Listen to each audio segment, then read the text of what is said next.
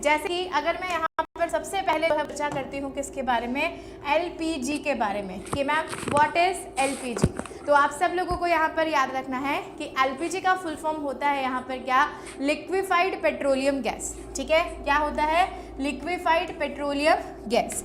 और liquefied petroleum gas के साथ साथ ही अगर हम लोग यहाँ पर जो है वो यहाँ पर बात करें कि मैम एलपीजी में कौन से दो इम्पॉर्टेंट कंपोनेंट्स होते हैं, तो हम लोगों को याद रखना है एलपीजी में एक तो होती है प्रोपेन, और प्रोपेन के साथ साथ दूसरी जो है वो दूसरी क्या भरा जाता है, ब्यूटेन भरा जाता है। प्रोपेन और ब्यूटेन जो है उनका मिश्रण जो है वो एलपीजी गैस सिलेंडर में होता है, जिसे संपीड़ित करके एलपीजी के रूप में क्या किया जाता है, भरा जाता है। और भरे जाने के साथ साथ इसी लिक्विफाइड पेट्रोलियम गैस का उपयोग जो है वो हम लोग अपने घरों में कहीं ना कहीं ईंधन के रूप में करते हैं, रोटी पकाने के लिए करते हैं, गैस का चूल्हा जलाने के लिए जो है वो हम लोग यहाँ पर करते हैं। ठीक है, अब आपको यहाँ पर ये भी याद रखना है, इससे रिलेटेड एक क्वेश्चन ये भी है कि प्रोपेन और ब्यूटेन जो है ये दोनों ही गंधहीन एलिमेंट है, मतलब इनमें कोई स्मेल यहाँ पर नहीं होती।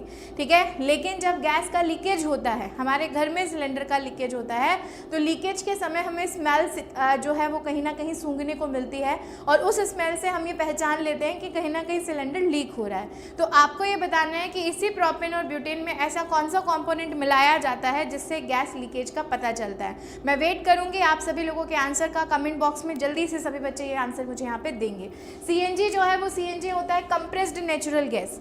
कंप्रेस्ड नेचुरल गैस के साथ साथ अगर आपसे ये भी पूछा जाए कि प्राकृतिक गैस का पूरा नाम जो है वो यहाँ पर क्या है, तो आपको याद रखना है कि प्राकृतिक गैस जो है वो किसे कहा जाता है, प्राकृतिक गैस सीएनजी को यहाँ पर कहा जाता है। और सीएनजी जो है, सीएनजी में क्या होता है, तो मैम सीएनजी में मीथेन गैस होती है।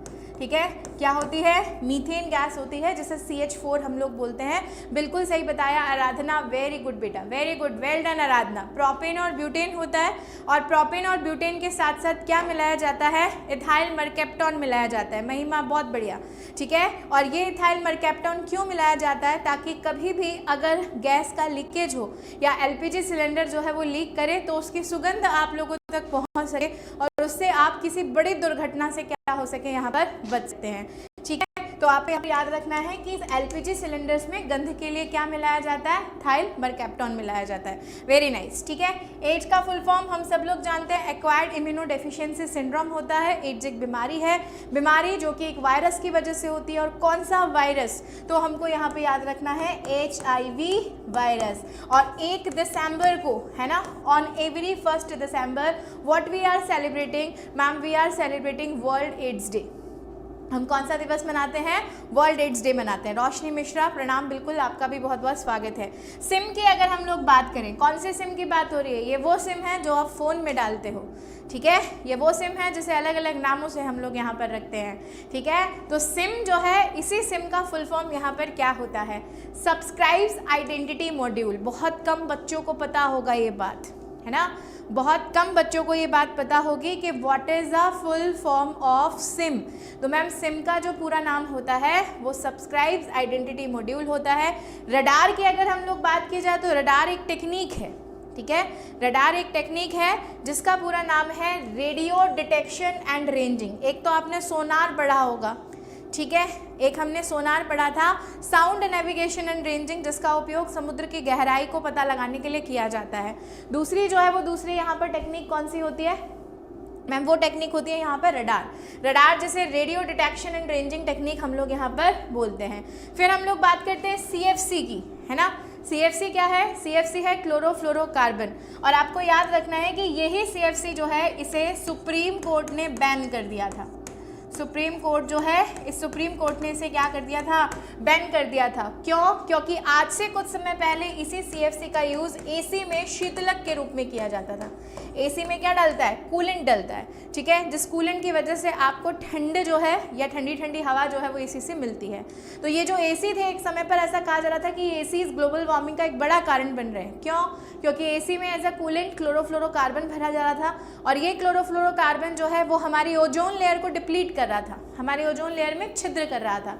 ठीक है, और इसी की वजह से अब AC में कूलेंट बदल दिए गए हैं। अब HFC का उपयोग किया जाता है, हाइड्रोफ्लोरोकार्बन का उपयोग किया जा रहा है। अब लिक्विड नाइट्रोजन का यूज़ जो है वो यूज़ यहाँ यहाँ पर किया जाता है, किसके रूप में, एज अ कूलेंट के फॉर्म में। ठीक है, चलिए फिर डीडीटी की हम लोग बात करते हैं। डीडीटी का उपयोग कहीं ना कहीं एक कीटनाशक के रूप में किया जाता है, फसलों से खरपतवार को हटाने के लिए या फिर किसी भी तरह के कीटनाशक के रूप में हम लोग डीडीटी का उपयोग करते हैं। डीडीटी एक रासायनिक यौगिक है, केमिकल कंपाउंड यहाँ पर है। भूरे सिंह वेरी गुड इवनिंग। और कई बार एग्जाम में क्वेश्चन आपसे पूछा गया है कि डीडीटी का पूरा नाम क्या है, तो आपको याद रखना है डाइक्लोरो डाइफिनाइल ट्राइक्लोरोएथीन।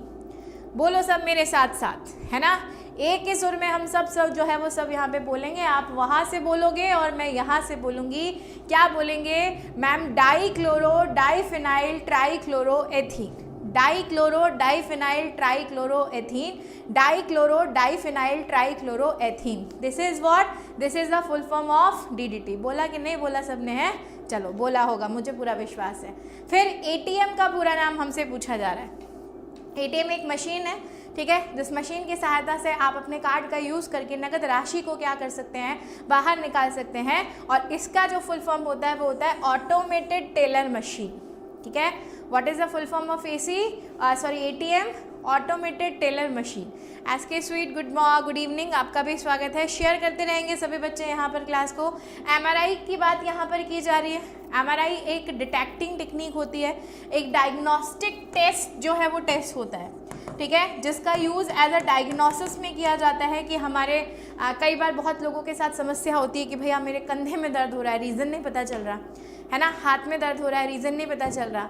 अब डॉक्टर भी आइडेंटिफाई नहीं कर पा रहा। जब डॉक्टर आपके इंटरनल ऑर्गन्स को पूरा स्कैन करना चाहता है और उस स्कैनिंग के लिए वो किस टेक्निक का यूज़ करता है? एमआरआई का उपयोग करता है। What is the full form of MRI? MRI का फुल फॉर्म होता है मैग्नेटिक रेजोनेंस इमेजिंग। एमआरआई का फुल फॉर्म क्या होता है?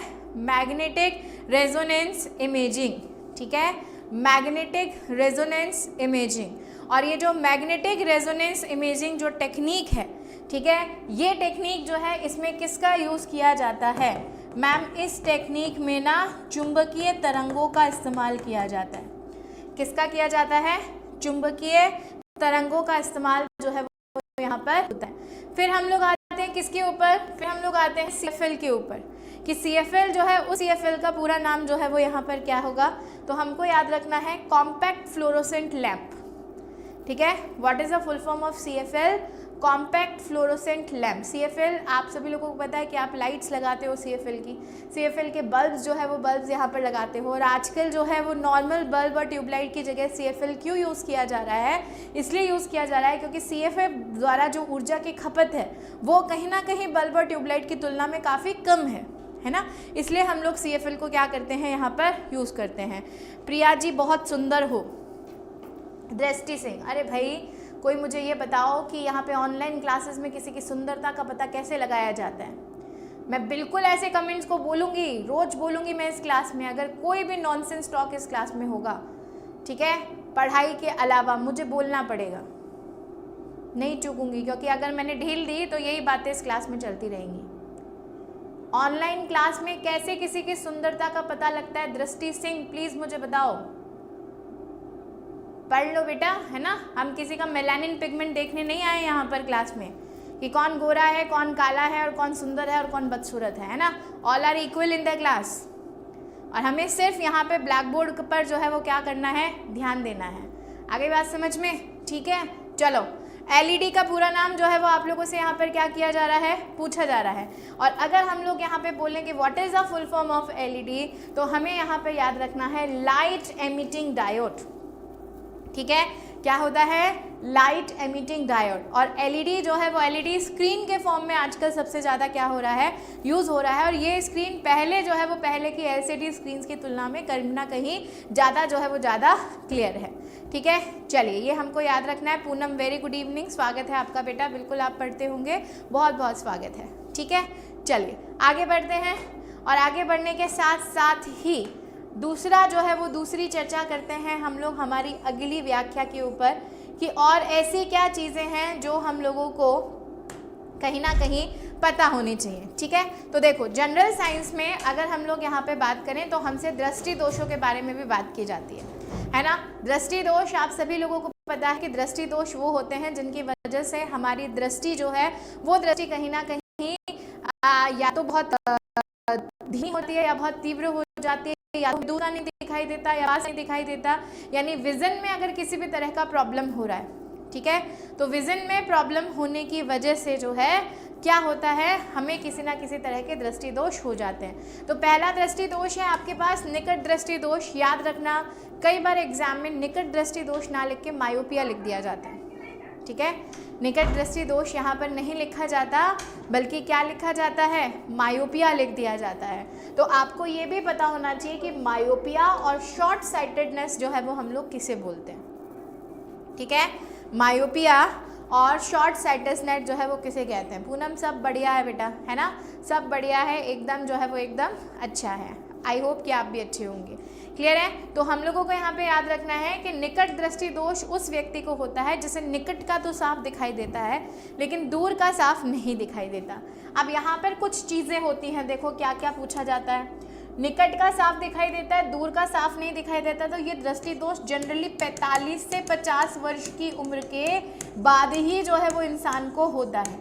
Generally, exceptional cases are there, अपवाद होंगे, बिल्कुल होंगे, लेकिन अगर एक नॉर्मल सेंस में हम लोग देखें तो ये निकट दृष्टि दोष एक ऐसा दोष है जो हम सब लोगों को 45 से 50 वर्ष की उम्र के बाद ही जो है वो क्या होता है, दिखता है।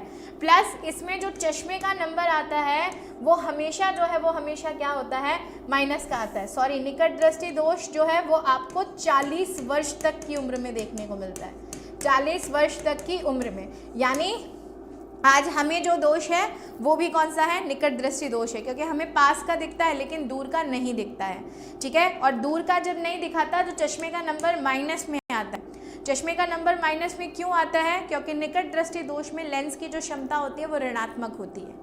क्या होती है, लेंस की क्षमता ऋणात्मक होती है। और सबसे इम्पॉर्टेंट बात, ठीक है, इसके लिए कौन सा लेंस यूज़ किया जाता है, मोस्ट फेमस क्वेश्चन है जो एग्जाम में पूछे जाते हैं। तो हमको याद रखना है कि इसके लिए जो है वो इसके लिए यहाँ पर अवतल लेंस का उपयोग करते हैं। दूर दृष्टि दोष को हाइपरमेट्रोपिया बोलते हैं, ठीक है।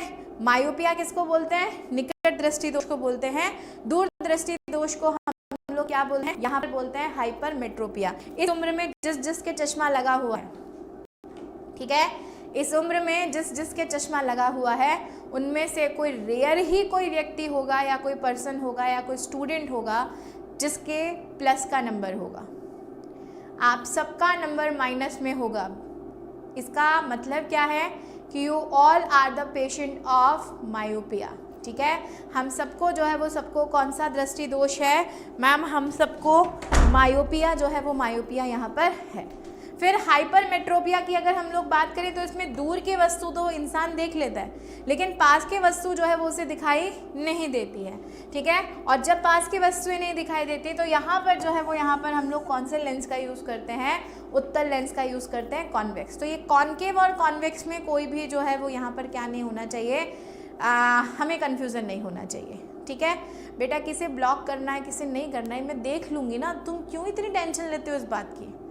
बस ये ध्यान रखो कि हम कोई फालतू बात ना करें ताकि मैम हमारा कमेंट देखे और फिर मैम सबके सामने बोले, है ना। तो हम ऐसा कोई कमेंट ना करें। मुझे जो बच्चा क्लास में बहुत सिंसियर है, बहुत अच्छा है, वो मुझे भी बहुत अच्छा लगता है, ठीक है। ऐसा नहीं है आप सब लोग जो है वो मेरे जिगर के टुकड़े हो बिल्कुल, लेकिन कोई अपने लक्ष्य से अगर भटक रहा है तो मुझे उसको रोकना पड़ेगा, ठीक है। और अगर वो रोकने से भी नहीं रुक रहा है तो मैं कहूँगी जाओ, तुम्हारे मन में जो आए वो करो, फिर मुझे भी उससे कोई मतलब नहीं है, ठीक है। तो ज़िंदगी में याद रखना कि अगर हम जो है, मैं यहाँ पर अगर आपको पढ़ा रही हूँ तो इसलिए पढ़ा रही हूँ ताकि आप अपने लक्ष्य के करीब पहुँचो, है ना। और आप अपने लक्ष्य के करीब पहुँचोगे तो शायद आपसे ज़्यादा खुशी हम लोगों को होगी, क्लियर है। लेकिन अगर भटक रहे हो अपने लक्ष्य से तो फिर जो है वो फिर मुझे वापस लाना पड़ेगा, है ना। दृष्टि सिंह नाइस नहीं बेटा, तुम्हारी बात थी, है ना। चलो आगे बढ़ते हैं। अगला जरा दृष्टि दोष जिसे प्री साइबोबिया यहाँ पर बोलते हैं, और आप लोगों को यहाँ पर याद रखना है, ठीक है, कि ये जरा दृष्टि दोष क्या होता है। मैम ये एक ऐसा दोष होता है जिसमें इंसान की आंख में निकट दृष्टि दोष भी होता है और दूर दृष्टि दोष भी होता है, ठीक है। यानी उसे पास का भी स्पष्ट नहीं दिखाई देता और दूर का भी स्पष्ट नहीं दिखाई देता। और जनरली जो 50 से 60 वर्ष की उम्र के बाद, कितनी, 50 से 60 वर्ष की उम्र के बाद इंसान में जरा दृष्टि दोष देखने को होता है। 60% लोग जो 50-60 की उम्र को क्रॉस कर चुके हैं, ठीक है, वो 50-60% जो है वो क्या होते हैं, जरा दृष्टि दोष से पीड़ित होते हैं, यानी पास और दूर दोनों का क्लियर नहीं दिखाई देता। और जब दोनों का नहीं दिखाई देता तो इसके निवारण के लिए द्विफोकसी लेंस का उपयोग किया जाता है। यू नो व्हाट इज द्विफोकसी? द्विफोकसी को बोलते हैं बायफोकल लेंस।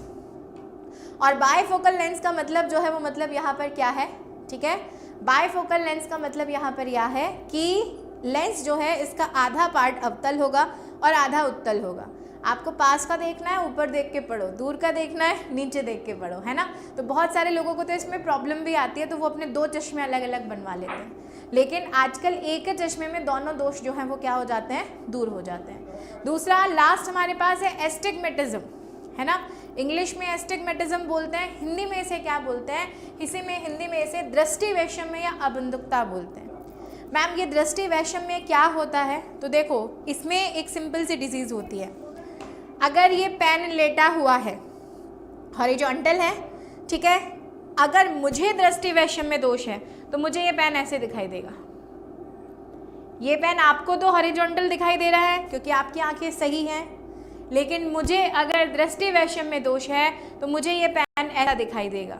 कहने का मतलब हॉरिजॉन्टल जो है वो वर्टिकल दिखाई देता है और वर्टिकल जो है वो हॉरिजॉन्टल दिखाई देता है। क्षैतिज रेखाएं ऊर्ध्वाधर दिखाई देती हैं, ऊर्ध्वाधर रेखाएं क्षैतिज दिखाई देती हैं। और इस तरह की डिजीज़ जब किसी इंसान की आंखों में हो जाती है, ठीक है, तो आपको याद रखना है इसे हम लोग क्या बोलते हैं, इसे हम लोग बोलते हैं दृष्टि वैषम्य। एक बार एग्जाम में क्वेश्चन पूछा गया था कि निम्न में से कौन सा दृष्टि दोष है जिसके लिए बेलनाकार लेंसों का प्रयोग किया जाता है। अब हमारे बच्चों का दिमाग जो है वो सरक गया कि भाई अवतल लेंस हमने पढ़ा, उत्तल लेंस हमने पढ़ा, बायफोकल लेंस हमने पढ़ा, अब ये बेलनाकार लेंस कहाँ से आ गए, ठीक है।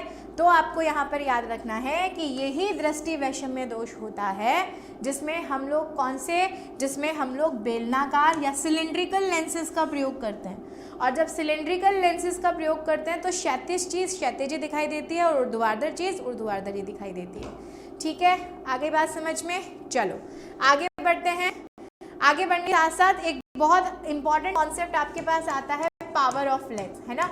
और इस पावर ऑफ लेंस में से ना कई बार छोटा सा न्यूमेरिकल भी पूछ लिया जाता है। छोटे छोटे न्यूमेरिकल जो है वो यहाँ पर पूछ लिए जाते हैं। बेटा मोतियाबिंद कुछ नहीं होता, देखो मोतियाबिंद को पहले के ज़माने में लोग काला पानी बोलते थे, ठीक है।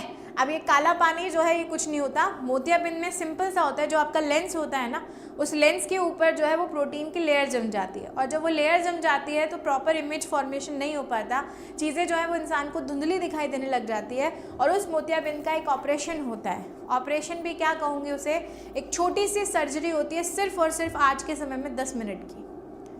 आज के टाइम में अगर आप मोतियाबिंद का ऑपरेशन कराना जाओ, जिसे कैटरैक्ट बोला जाता है इंग्लिश में, है ना, तो वो कैटरैक्ट जो है वो कैटरैक्ट सिर्फ और सिर्फ 10 मिनट का एक ऑपरेशन होता है, छोटा सा सर्जरी होती है जिसमें सिर्फ उस लेंस के ऊपर जो वो प्रोटीन की लेयर होती है उसको खुरच कर हटा दिया जाता है, क्लियर कर दिया जाता है लेंस को और इंसान का विजन क्लियर हो जाता है ना। कुछ दिन का प्रिकॉशन होता है, 10-15 दिन का, उसके बाद आप नॉर्मली अपने सारे काम जो है वो आसानी से कर सकते हो। पहले के समय में होता था कि ऑपरेशन हो रहा है, साहब काला चश्मा पहनाते थे, साइड से भी ढका हुआ होता था, धूप में नहीं जाना है, लाइट में नहीं जाना है, कमरे में लाइट बंद रखनी है। आज के समय में ऐसा कुछ भी नहीं है, ठीक है। आज के समय में वो चीज़ जो है वो बहुत आसान हो चुकी है, अब लेज़र सर्जरी हो चुकी है, सिर्फ 10 मिनट, आपको पता भी नहीं चलेगा कि इंसान कब थिएटर के अंदर गया और बाहर निकल के आ भी गया, ठीक है। चलो तो ये हो गया। अब हमसे पूछते हैं power of lens. Power of lens होता है क्या, ये होता है लेंस की क्षमता। लेंस की क्षमता को हम लोग P से डिनोट करते हैं, और P किसके इक्विवेलेंट होता है, P is equals to 1/f होता है, ठीक है। याद रखेंगे क्या होता है ma'am, P is equals to 1/f होता है। व्हाट इज f हियर, तो हम लोगों को याद रखना है कि मैम f यहाँ पर हो जाएगी फोकस दूरी। f क्या होगी, f यहाँ पर हो जाएगी फोकस दूरी। अब क्वेश्चन में या तो आपको फोकस दूरी दी हुई होगी, वो पावर ऑफ लेंस पूछेगा, या फिर आपको पावर ऑफ लेंस दिया हुआ होगा, वो फोकस दूरी जो है यहाँ पर हमसे पूछेगा, ठीक है। तो इतना दिन हम लोगों को यहाँ पर याद रखना है, क्लियर है। दृष्टि सिंह कुछ भी गलत नहीं है बेटा, है ना, गलत कुछ भी नहीं है, लेकिन आप मनोरंजन करो ना, कोई चुटकुला सुनाओ, किसी की सुंदरता और किसी की बदसूरतता पे अगर हम लोग बोल रहे हैं तो बेटा उसे जो है मनोरंजन नहीं कहते, उसे फ्लर्टिंग बोलते हैं आज के ज़माने में, ठीक है, कि आप सामने वाले के ऊपर फ्लर्ट कर रहे हो, and this is not the adventure, this is not the entertainment days जहाँ आपको पढ़ने का मौका दे सकूँ, ठीक है। मनोरंजन के बहुत सारे तरीके होते हैं, मैं भी मनोरंजन करके ही पढ़ाती हूँ, है ना। आप बोर नहीं होते होगे मेरी क्लास में, लेकिन मनोरंजन की जगह अगर हम लोग कुछ दूसरी चीज़ें यहाँ पर करना चाह रहे हैं तो उसको मैं अलाउ नहीं करूँगी, है ना। मुझे सब समझ में आता है, जिस उम्र के दायरे से तुम लोग गुजर रहे हो ना, ठीक है, हम गुजर के आ चुके हैं, हमारी वो उम्र जो है वो गुजर चुकी है, हम गुजर के आ चुके हैं और हमें सब कुछ समझ में आता है। समझना कि सामने वाला जो है उसको समझता नहीं है, ठीक है। चलो, उम्र है करने की, लेकिन जेब में एक नौकरी रख लो पहले, और उसके बाद जो है एक बार उस नौकरी को जेब में रख लो, उसके बाद जो मन में आए वो करो, कोई नहीं रोकेगा तुम्हें, ठीक है। चलो, तो यहाँ पर हमें याद रखना है। दूसरी बात, क्षमता का अगर हमसे मात्रक पूछा जाए तो आपको याद रखना है कि इसका मात्रक जो है वो होता है डायप्टर, जिसे हम लोग डी से डिनोट करते हैं, ठीक है। डायप्टर जिसे क्या कहते हैं, जिसे हम लोग डी से यहाँ पर क्या करते हैं, नोट करते हैं। और आपको याद रखना है कि हम जो धूप के चश्मे लगाते हैं, अभी गर्मियाँ चालू होने वाली है, धूप से बचने के लिए हम लोग चश्मे लगाते हैं जिसमें धूप नहीं पड़ती है, उनकी कोई क्षमता होती है क्या, तो हम बोलेंगे नहीं। ये as it is question exam में आ चुका है कई बार कि धूप के चश्मे की क्षमता कितनी होती है, आप बोलोगे 0 होती है, 0 डायप्टर होती है। उत्तल लेंस की क्षमता धनात्मक यानी पॉजिटिव होती है, और अवतल लेंस की क्षमता ऋणात्मक यानी नेगेटिव होती है। तो जिसके चश्मे का नंबर माइनस में है, इसका मतलब उसने अवतल लेंस लगा हुआ है उसके चश्मे में। जिसके चश्मे का नंबर माइनस है, इट मीन्स उसके अवतल लेंस लगा हुआ है, और जिसके चश्मे का नंबर प्लस है, इट मीन्स उसमें उत्तल लेंस जो है वो यहाँ पर लगा हुआ है। गॉट इट द पॉइंट, ठीक है। चलो, तो ये क्या हो गया, ये लेंस जो है वो लेंस हमारे सामने यहाँ पर हो गया, ठीक है। दूसरी चीज़, हमें जो है वो, हमें इस दुनिया में रह रहे हैं और हमारी दुनिया जो है, इस दुनिया के चारों तरफ ढेर सारे जो है वो क्या हैं, रंग हैं, ठीक है। अगर हम लोगों से कोई पूछा जाए कि ये रंग बनते कैसे हैं, ठीक है, रंग जो है वो रंग बनते कैसे हैं, मैंने एक शब्द यहाँ पर लिख दिया है। आपको याद रखना है कि जितने भी कलर्स बनते हैं ये सब उनकी तरंग आधार पर बनते हैं। जितने भी कलर बनते हैं, all colors are made on the basis of the wavelength। तो रंगों का निर्धारण किसके आधार पर होता है, हम लिखेंगे कि मैम रंगों का निर्धारण जो है वो तरंग दैर्घ्य के आधार पर होता है, ठीक है। वेवलेंथ जो है, इस वेवलेंथ के बेसिस पर जो है वो यहाँ पर देखा जाता है। दूसरी बात, अगर वेवलेंथ के बेसिस पे होता है तो मैम कलर कितने प्रकार के होते हैं, आप लोगों को यहाँ पर याद रखना है कि कलर बेसिकली 3 प्रकार के होते हैं, primary colour, secondary colour, tertiary colour, ठीक है। कितने प्रकार के होते हैं कलर, आपको यहाँ पर याद रखना है कि मैम रंग जो है वो रंग 3 प्रकार के यहाँ पर जो है वो देखे जाते हैं। कौन कौन से होते हैं, पहला जो कलर होता है वो होता है मैम प्राथमिक रंग। पहले जो रंग होते हैं वो क्या होते हैं, प्राथमिक रंग। प्राथमिक रंग जिन्हें हम लोग प्राइमरी कलर्स यहाँ पर बोलते हैं। दूसरे जो हैं वो होते हैं कौन से मैम, दूसरे होते हैं द्वितीयक रंग। द्वितीयक रंग जिन्हें हम लोग सेकेंडरी कलर जो है वो सेकेंडरी कलर यहाँ पर बोलते हैं। और तीसरे जो है वो तीसरे कौन से होते हैं मैम, तीसरे होते हैं तृतीयक रंग। तृतीयक रंग जिन्हें हम लोग टर्सरी कलर यहाँ पर जो है वो यहाँ पर कहते हैं। Ma'am what is the difference between primary, secondary and tertiary, ठीक है। तो आपको यहाँ पर याद रखना है कि जो प्राइमरी कलर्स होते हैं ना वो वास्तव में रंग होते हैं, वास्तव में क्या होते हैं, रंग होते हैं। प्लस ये प्राइमरी कलर किसी रंग के मिश्रण से नहीं बनते हैं, किसी रंग के मिश्रण से नहीं बनते हैं, ये हमें याद रखना है, ठीक है। ऐसा नहीं है कि 2 कलरों को मिलाकर जो है वो क्या बन जाएगा, प्राइमरी कलर, नहीं, ठीक है। सेकेंडरी कलर्स की अगर हम लोग यहाँ पर क्या करते हैं, बात करें तो मैम सेकेंडरी कलर्स क्या होते हैं, सेकेंडरी कलर्स वो होते हैं जो प्राइमरी प्लस प्राइमरी से मिलकर बनते हैं, यानी 2 प्राथमिक रंगों से मिलकर बने हुए जो रंग होते हैं वो सेकेंडरी कलर होते हैं। और अगर एक प्राइमरी प्लस एक सेकेंडरी यानी द्वितीयक रंग को मिला दिया जाए तो क्या बनेगा, तो टर्सरी कलर यहाँ पर बनेगा। तो हमारी दुनिया में ऐसे कौन से कलर हैं जो वास्तव में कलर हैं जो किसी दूसरे रंग के मिश्रण से नहीं होते हैं? तो हम लोगों को यहाँ पर याद रखना है प्राथमिक रंग होते हैं RG और B। What is RGB? Red, green and blue. प्राथमिक रंग कौन से होते हैं? RG एंड B, यानी रेड, ग्रीन और ब्लू। ये हम लोगों को यहाँ पर क्या करना है, ध्यान रखना है। तो हम क्या पढ़ रहे थे? हम पढ़ रहे थे प्राथमिक रंग कौन से हैं? मैम लाल, हरा और नीला।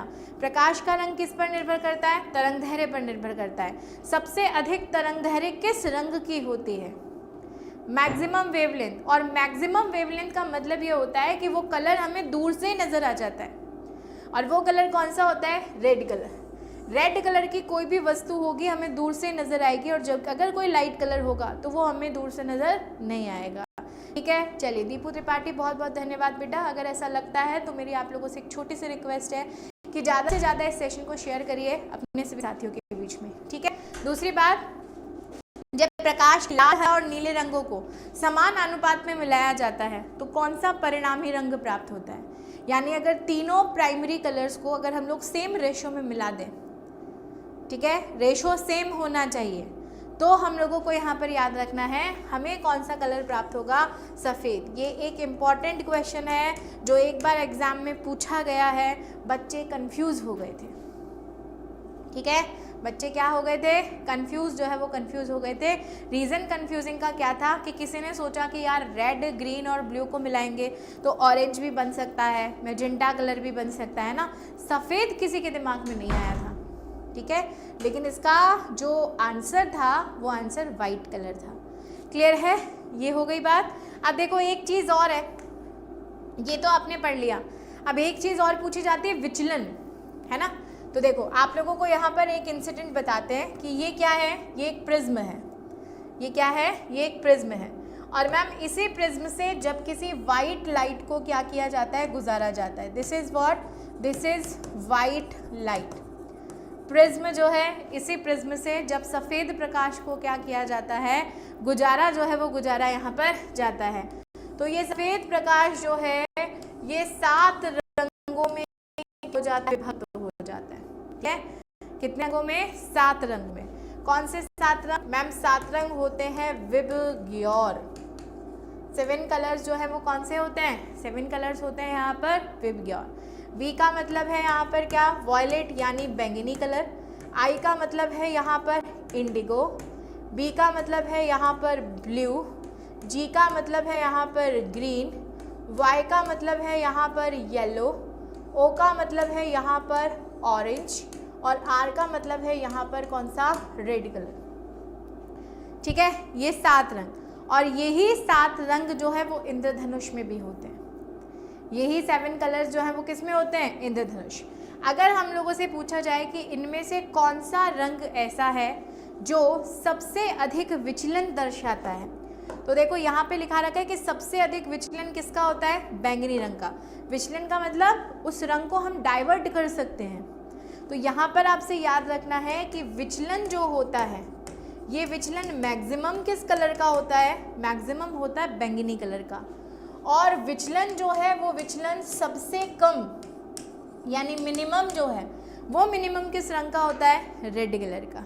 ठीक है, अब यहाँ पर हम लोगों को याद रखना है कि इस घटना को हम लोग क्या बोलते हैं? जिस घटना के अनुसार प्रकाश 7 रंगों में विभक्त हो जाता है, आप सब लोगों को याद रखना है कि बच्चों इसे बोला जाता है प्रकाश का वर्ण विक्षेपण। What is it? मैम इसे कहा जाता है प्रकाश का वर्ण विक्षेपण। वर्ण विक्षेपण बोले तो हम लोग कहते हैं colour dispersion of light. Colour dispersion of light. Is it clear? ठीक है, दूसरी बात जो है वो दूसरी बात अगर हम लोग यहाँ पे बोले तो एक और घटना होती है प्रकीर्णन की घटना। ठीक है, एक और घटना होती है प्रकीर्णन की घटना। आशुतोष बहुत बहुत धन्यवाद बेटा। ठीक है, प्रकीर्णन किसे कहते हैं? प्रकीर्णन हम लोग कहते हैं यहाँ पर, आपको याद रखना है स्कैटरिंग ऑफ लाइट को। इंग्लिश में इसे बोला जाता है स्कैटरिंग। ये क्या होता है? अगर जो है वो अगर कोई भी कलर जो है वो कलर टकराकर, ठीक है, अगर कोई भी कलर जो है वो कलर अगर टकराकर जो है चारों दिशाओं में विभक्त हो जाता है। इसी घटना को प्रकीर्णन कहा जाता है। जब सूर्य की किरणें धरती पर पड़ती है ना, ठीक है, तो धरती पर पड़ने से वायुमंडल में चारों तरफ जो है वो बहुत सारे धूल के कण हैं, और वो जो धूल के कण हैं जब उनसे प्रकाश की किरण टकराती है तो वो चारों दिशाओं में फैल जाती है। तो हमसे यहाँ पर क्वेश्चन पूछा जाता है, ठीक है, क्या पूछा जाता है? दीपू बहुत बहुत धन्यवाद बेटा, और आपने लिया है, आपको बहुत फ़ायदा जो है उस बैच में मिलेगा, डेफिनेटली मिलेगा, I am sure about this, ठीक है। तो यहाँ पर हमसे क्वेश्चन पूछा जाता है कि प्रकीर्णन जो है वो प्रकीर्णन क्या, तो हमको याद रखना है कि मैम जो प्रकीर्णन होता है वो प्रकीर्णन प्रोपोर्शनल होता है 1 तरंग दैर्घ्य की। प्रकीर्णन जो है वो प्रोपोर्शनल होता है किसके? मैम प्रोपोर्शनल होता है 1 तरंग दैर्घ्य के, ठीक है। और 1 तरंग दैर्घ्य का मतलब यहाँ पर ये होता है कि यहाँ पर वेवलेंथ जिसकी ज़्यादा होगी प्रकीर्णन उसका कम होगा, और आपको याद रखना है जिसका विचलन मिनिमम है उसकी वेवलेंथ मैक्सिमम होगी, उसकी तरंग दैर्घ्य सबसे ज़्यादा है, यानी रेड कलर की सबसे ज़्यादा वेवलेंथ होती है इसलिए उसका विचलन सबसे कम होता है, और वॉयलेट कलर की जो वेवलेंथ है वो मिनिमम होती है। वॉयलेट कलर की वेवलेंथ जो है वो क्या होती है? वो मिनिमम होती है। इस वजह से हम लोग कह सकते हैं कि विचलन जो है वो सबसे क्या होता है? ज़्यादा होता है, ठीक है। तो यहाँ पर याद रखना है कि प्रकीर्णन का तरंग दैर्घ्य से क्या रिलेशन होता है? मैम प्रकीर्णन का तरंग दैर्घ्य से ये रिलेशन होता है कि जिस पर्टिकुलर कलर की वेवलेंथ सबसे ज़्यादा है उसका प्रकीर्णन सबसे कम होगा, और जिस पर्टिकुलर कलर की वेवलेंथ जो है वो सबसे कम है उसका प्रकीर्णन सबसे ज़्यादा होगा, ठीक है। चलिए Poonam Yadav very good evening, आपका भी बहुत बहुत स्वागत है। आई होप कि आप लोगों को ये कॉन्सेप्ट समझ में आया होगा, और यही रीज़न है जिसकी वजह से खतरे का निशान लाल कलर का बनाया जाता है। ट्रैफिक लाइट्स में जो स्टॉप का सिग्नल होता है वो भी रेड कलर का यहाँ पर क्या होता है? दिखाई देता है, ठीक है। चलो आगे बढ़ते हैं और देखते हैं और क्या कुछ खास जो है वो यहाँ पर हमें क्या होता है दिखाई जो है वो दिखाई यहाँ पर देता है। एक क्वेश्चन और बहुत ज़्यादा फेमस है, किसी अपारदर्शी वस्तु का रंग उस रंग के कारण होता है जिसे वह परावर्तित करता है। अपारदर्शी वस्तु यानी एक ऐसी वस्तु जो कि नॉन ट्रांसपेरेंट है, इसके आर पार देखा नहीं जा सकता है। सेंटेंस को ध्यान से पढ़ना। तो जो अपारदर्शी वस्तु का रंग होता है, चाहे वो काला है, लाल है, नीला है, कैसा भी कलर है, आपसे पूछा जाएगा कि उस अपारदर्शी वस्तु का रंग जो है वो किस कारण होता है। तो वो इस कारण होता है कि वो वस्तु जिस भी कलर को परावर्तित करती है, रिफ्लेक्ट करती है, उस रिफ्लेक्शन के बेसिस पर ही उसका कलर जो है वो क्या होता है? डिसाइड होता है, ठीक है। तो उसका रंग अगर नीला है इसका मतलब वो नीले रंग को परावर्तित कर रही है। उसका रंग अगर काला है मतलब वो काले रंग को परावर्तित कर रही है। उसका रंग अगर पीला है तो मतलब वो पीले कलर को परावर्तित कर रही है, ठीक है।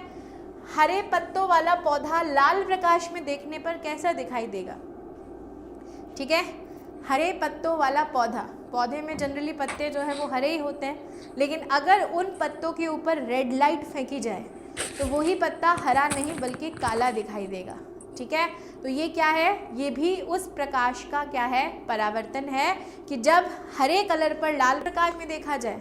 अब लाल प्रकाश ही क्यों बोला जा रहा है? क्योंकि मैम लाल प्रकाश जो है, रेड कलर जो है उसकी वेवलेंथ सबसे क्या होती है? ज़्यादा यहाँ पर होती है। उसके बाद सब्र की जीत हुई, आज ऐसा कहा जा रहा है, ठीक है, कि संघर्ष के बाद जो है वो सब्र की जीत हुई और सुनीता विलियम्स वापस जो है वो सकुशल धरती पर क्या कर चुकी हैं? लौट चुकी हैं, हमारे पृथ्वी पर आ चुकी हैं, ठीक है।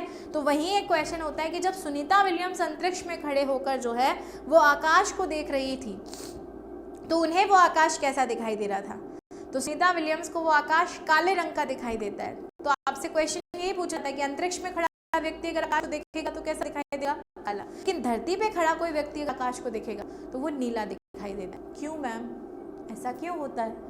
ठीक है, तो आपको याद रखना है कि ऐसा इसलिए होता है क्योंकि मैम बैंगनी कलर की वेवलेंथ सबसे कम होती है, प्रकीर्णन जो है वो सबसे ज़्यादा होता है। तो जब धरती से हमारी नज़रें जो हैं वो नज़रें आसमान की तरफ जाती हैं तो लाइट बहुत ज़्यादा प्रकीर्णित हो जाती है और इस वजह से आसमान हमें नीला दिखाई देता है। समुद्र के पानी का रंग नीला होता है, जबकि पानी का तो कोई कलर ही नहीं होता, लेकिन समुद्र का पानी जब हम लोग देखते हैं तो वही समुद्र का पानी हमें नीला दिखाई देता है। उसके पीछे भी यही रीज़न है। इंद्रधनुष में रंगों की संख्या मैम 7 है। और इंद्रधनुष के किनारों पर कौन से रंग जो है वो यहाँ पर होती हैं मैम? किनारों पे जो रंग होते हैं वो होता है बैंगनी और लाल। बिल्कुल अंतरिक्ष में सबसे लंबे समय तक रहने वाली महिला बन चुकी हैं, क्योंकि आज तक इतना लंबा संघर्ष किसी अंतरिक्ष यात्री ने किया ही नहीं। किसी यात्री ने 9 महीने तक अंतरिक्ष में रहने का संघर्ष जो है वो संघर्ष नहीं किया। तो एक बड़ा संघर्ष है ना, एक बड़ा सब्र है। और ऐसा भी कहा जा रहा है कि इतने समय तक क्योंकि वो अंतरिक्ष में रही हैं, तो अंतरिक्ष का जो एटमॉस्फेयर है उसकी वजह से उनके हेल्थ और मेंटल हेल्थ पे बहुत गहरा प्रभाव जो है वो देखने को मिल सकता है। उनकी बोन डेंसिटी बहुत कम हो गई होगी, और बोन डेंसिटी कम होने का मतलब कि हड्डियों में जो वज़न है, हड्डियों का जो घनत्व है वो कम हो गया, आसानी से हड्डियाँ तोड़ी जा सकती हैं। तो वापस अब उसको कैसे रिकवर किया जाएगा, उसको लेकर भी हम लोग यहाँ पर क्या करेंगे, बात करेंगे। ठीक है, चलिए। तो ये हम सब लोगों से यहाँ पर क्या करना है, ध्यान जो है वो ध्यान यहाँ पर रखना है। फिर हमसे कुछ ऐसे क्वेश्चन भी पूछे जाते हैं, क्योंकि 2 तरह के लेंस होते हैं, है ना। एक होता है मैम उत्तल लेंस, एक होता है अवतल लेंस। जल्दी से सेशन को लाइक कर देंगे, फटाफट से जो है वो सेशन को शेयर कर देंगे सभी बच्चे। तो मैम उत्तल दर्पण से बना प्रतिबिंब कैसा होता है, समतल दर्पण से बना प्रतिबिंब कैसा होता है, अवतल दर्पण से बना प्रतिबिंब यहाँ पर कैसा होता है। तो आपको याद रखना है कि उत्तल दर्पण से यानी कॉन्वेक्स लेंस से जब कोई भी इमेज बनेगी तो वो इमेज सदैव वस्तु से छोटी होगी। इसीलिए जो हमारी गाड़ी के साइड मिरर्स होते हैं ना, उनमें कॉन्वेक्स लेंस यूज़ किया जाता है, ताकि पीछे से आ रही जो गाड़ियां हैं वो हमें छोटी इमेज में क्लियर जो है वो क्लियर यहाँ पर दिखाई दे सकें। ठीक है, तो हमेशा छोटी इमेज पाने के लिए उत्तल लेंस का यूज़ करना पड़ेगा। प्लस उत्तल लेंस से जो प्रतिबिंब बनता है वो सीधा होता है, और सीधा होने के साथ आभासी होता है, यानी वास्तव में बनता नहीं है, लेकिन हमें बना हुआ प्रतीत होता है। एक्चुअल में जो है वो नहीं होता है, लेकिन हमें बनता हुआ प्रतीत होता है। दूसरा, समतल दर्पण से बनने वाला प्रतिबिंब कैसा होता है मैम? समतल दर्पण से बनने वाला प्रतिबिंब वस्तु के बराबर होता है, आभासी होता है और पार्श्व उल्टा होता है। You know what is the meaning of पार्श्व उल्टा? समतल दर्पण is a best example of the dressing table which exist in your home. आपके घर में जो ड्रेसिंग टेबल है वो प्लेन मिरर का एक बहुत अच्छा एग्जाम्पल है। और जब ड्रेसिंग टेबल पर आप क्या करते हो, सामने खड़ा होकर किसी भी अपने आप को देखते हो, तो जो चीज़ आपके राइट शोल्डर पे रखी हुई है वो आपको लेफ़्ट पे दिखाई देती है, और जो लेफ़्ट शोल्डर पे रखी हुई है वो आपको राइट पे दिखाई होती है। रीज़न यही है कि जो प्लेन मिरर है, उस प्लेन मिरर से जो ऑब्जेक्ट बनता है वो हमेशा लेटरल इन्वर्टेड इमेज होती है, पार्श्व उल्टा प्रतिबिंब होता है ना। तो ये शब्द बहुत इंपॉर्टेंट है, ये शब्द बहुत इंपॉर्टेंट है। और कई बार क्वेश्चन पूछा जाता है कि पार्श्व उल्टा प्रतिबिंब जो है वो किस दर्पण से बनता है, तो सिर्फ समतल से बनता है, ना उत्तल से ना अवतल से। ठीक है। दूसरी बात, अगर हमें किसी चीज़ का बड़ा, आभासी और सीधा प्रतिबिंब प्राप्त करना है, like magnifying glass. Magnifying glass जो होते हैं उनका यूज़ किया जाता है कि किसी छोटी वस्तु को हम बड़े रूप में क्या कर सकें, देख सकें। तो हमसे क्वेश्चन पूछा जाता है कि जो आवर्धक लेंस होते हैं या मैग्नीफाइंग ग्लास होता है उसमें कौन सा दर्पण लगा हुआ होता है, तो वहाँ पर अवतल दर्पण का उपयोग किया जाता है। ठीक है। एक अवतल लेंस से बनने वाला प्रतिबिंब सदैव आभासी होता है, और उत्तल लेंस से बना हुआ प्रतिबिंब जो है वो भी सदैव जो है वो क्या होगा, आभासी यहाँ पर हो जाएगा। ठीक है। ये हम सब लोगों को यहाँ पर क्या करना है, ध्यान जो है वो ध्यान यहाँ पर रखना है। अब एग्जाम्पल जो है वो एग्जाम्पल इसके बहुत सारे हैं। एग्जाम पॉइंट्स जो हैं वो एग्जाम पॉइंट्स अगर हम लोग यहाँ पर देख लें, मतलब ऐसे सारे पॉइंट्स जो एग्जामिनेशन की दृष्टि से बहुत इंपॉर्टेंट है। तो आपसे पूछा जाता है पूर्ण आंतरिक परावर्तन, जिसे हम लोग TIR यहाँ पर बोलते हैं। What is TIR ma'am? TIR is total internal reflection of light. TIR हम लोग किसे कहते हैं? TIR कहते हैं मैम हम लोग किसको? Total internal reflection of light. तो जगमगाहट के साथ हीरे का चमकना, रेगिस्तान में मरीचिका बनना, और ठंडे देश में लूमी होना या मरीचिका बनना, ये सब जो है वो सब किसके एग्जाम्पल हैं? ये TIR के एग्जाम्पल यहाँ पर हैं। ठीक है। दूसरा, अगर हम लोग बोलें ऑप्टिकल फाइबर, जिसे हम लोग प्रकाशक फाइबर कहते हैं, ये किस सिद्धांत पे काम करता है? तो मैम ये भी प्रकाश के पूर्ण आंतरिक परावर्तन पे ही काम यहाँ पर करता है। दूसरी बात, पेट के अंगों की जानकारी के लिए, पेट के अंदर क्या चल रहा है उसके लिए डॉक्टर करता है एंडोस्कोपी। पेट के अंदर क्या गतिविधि हो रही है, उसके लिए डॉक्टर क्या करता है, उसके लिए डॉक्टर यहाँ पर करता है क्या, एंडोस्कोपी। और एंडोस्कोपी जो है, उसी एंडोस्कोपी में हम लोग कौन सा जो है वो कौन सा ऑप्टिकल रिएक्शन यहाँ पर देखते हैं। तो हमको याद रखना है कि एंडोस्कोपी में भी हम लोग इसी TIR को यहाँ पर क्या करते हैं, देखते हैं। ठीक है, चलो इसके बाद अगर हम लोग यहाँ पर बात करें तो आगे के पॉइंट्स जो है वो पॉइंट्स हम लोग कल यहाँ पर क्या करेंगे, डिस्कस करेंगे। बस एक छोटी सी इन्फॉर्मेशन देख लेते हैं। आप सभी लोगों को पता है कि होली हंगामा ऑफर चल रहा है 9 से 22 मार्च तक। 22 मार्च जो है वो 22 मार्च हमारी लास्ट डेट है, यानी आपके पास इस ऑफर का फ़ायदा उठाने के लिए सिर्फ 3 दिन जो है वो शेष बचे हुए हैं। तो जल्दी कीजिए, क्योंकि ये मौका जो है, इतना बड़ा ऑफर जो है वो आप लोगों को शायद अब दिवाली पर ही देखने को मिलेगा। तो इस ऑफर का फ़ायदा उठा लीजिए, क्योंकि इस साल हमारे पास जो है वो एक लक्ष्य है कि हमें कहीं ना कहीं सफल होना है ना। तो अगर आप ग्राम पंचायत अधिकारी की तैयारी कर रहे हैं, यूपी SSSC की वैकेंसी है, इसकी test series plus UP sub inspector की test series plus UP police constable की टेस्ट सीरीज, ये तीनों टेस्ट सीरीज इसी होली हंगामा ऑफर के तहत आपको केवल और केवल 150 रुपीज़ में क्या की जा रही हैं, दी जा रही हैं, which is a very least amount for you. आप 150 रुपये में तमाम क्वेश्चंस की प्रैक्टिस जो है वो यहाँ पर कर सकते हैं। साथ ही साथ अगर हम लोग बात करें तो जितनी भी टेस्ट सीरीज़ हैं उन पर ही ऑफर चल रहा है। अप टू 90% डिस्काउंट आपको मिल रहा है और अप टू 100% कैशबैक भी दिया जा रहा है। साथ ही साथ उत्कर्ष बुकशाला की भी जितनी भी पुस्तकें हैं, अगर आप पेट का एग्जाम दे रहे हैं तो 11 बुक्स का सेट जो है वो आपको 240 रुपये में मिल रहा है, आपके घर तक पहुंचाया जाएगा। ठीक है, अगर आप उत्तर प्रदेश पुलिस उपनिरीक्षक की तैयारी यहाँ पर कर रहे हैं तो 13 किताबों का सेट 450 रुपये में आपको यहाँ पर जो है वो क्या हो रहा है, दिया जा रहा है। और साथ ही सुपर ट्रेड प्राइमरी सहायक विद्यालय रीजनिंग की किताब जो है वो भी आपको 350 रुपये में यहाँ पे मिल रही है। साथ ही उत्तर प्रदेश के जितने भी ऑनलाइन कोर्सेज हैं उन सभी ऑनलाइन कोर्सेज पर भी आप 90% डिस्काउंट जो है वो यहाँ पर आपके सामने है। आप इन 90% डिस्काउंट 100% कैशबैक का फ़ायदा उठा सकते हैं। सिर्फ 3 दिन शेष बचे हैं। ठीक है, तो आप लोग अपना सुपर टेट और यूपी टेट का बैच भी यहाँ से परचेज कर सकते हैं।